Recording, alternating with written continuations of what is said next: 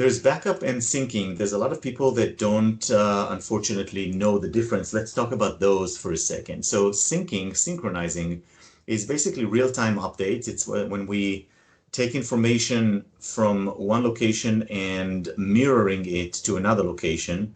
And that's not really data protection when you think about it. It does not protect against data loss.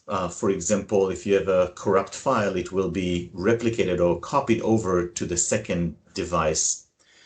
Where it does help, though, is synchronizing, for example, mirroring of hard drives. There is what's called RAID 1, a redundant array of disks, where you have a server or an important workstation in your organization. You don't want to rely on one physical hard drive to hold all the live data. So you can set up what's called RAID 1, which is mirroring of two hard drives. When you buy that server or when you want to add it later, you put two drives, and those drives mirror each other real time. That basically means that if one drive physically die, that syncing or that mirroring actually saved you, because you will get an alert. You'll be able to swap that dead drive without even any downtime. So syncing is not bad. It is part of a disaster recovery plan, but it's not a backup. Then we are looking at the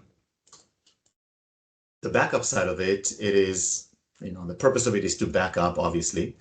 And backup means that it's going to create a separate copy of the data that's really independent of the live data. We want to make sure that it's what's called air-gapped. We want to make sure the backup is not in an environment where if the live data is attacked or deleted, it will be able to delete also the backup files.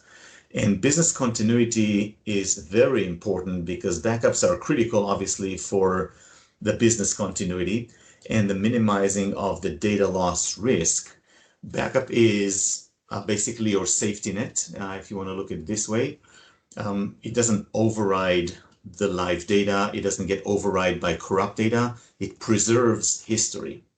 When we set up a backup or a disaster recovery plan, one of the things we always work with our clients is asking them, what is it that you are able to afford to lose in terms of time, in terms of data?